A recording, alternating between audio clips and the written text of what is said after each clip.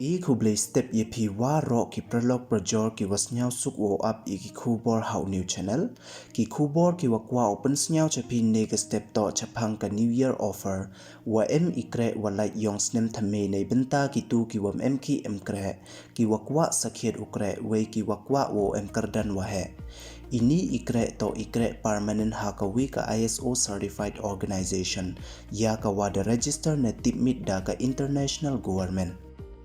post walait to post marketing executive manager ha kawadaw le ka training wat bian kawadaw eki waya ka training boy auri nei bha kam usu chipya le ki wayi u apply ye ni ikre to kitu ki wada pass class 8 chajrong way ka 1 ka age limit hey por wa ka training wat bian daw le ka incentive wa ka bonus ka wos dang na do san hajar tangka hado chpa hajar tangka kat wa daw 1 ka fixed salary ka wan le phaw hajar tangka chibnai marsin dep ye ka training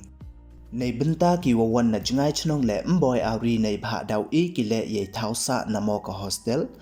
por wo kre to nado prachiten step hado san waji janmet nado kasngi monday hado kasngi saijan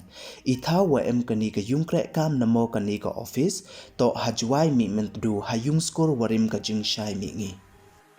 ya ka training le daw ha ini hi ijo ithaw we ya ka interview das dang nado mentu ka sngi ka le tarik yong new bnai wenang kong yong news nem ar haja ar phaw ar nado khatwi waje step hado ar waje iperdis ngi man ka sngi chirup wa ki documents kite to ka birth certificate residential schedule tribe mark sheet wa ar tali ki dur passport we waro ki documents wa kam hab submit du da ki xerox copy don hi yo ye ka YouTube warabnya cho ye pi u phone hau ni phone number khande len run ru san pra le not san we ye pi le WhatsApp hau ni phone number pra nyau le ar not pra so san khande not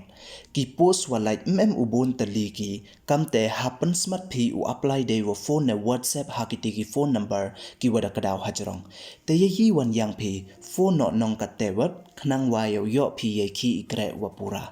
te du kini don hi ki khubor ki wakwa open snyau chapi nega step ye ki khubor da poch wakut khuble ye phi waro snyau bha hamdam ye subscribe your new channel khnang wa yo ten cho phi yo ye ki khubor wa thame khuble chibon sngi wasuk ok men ye phi waro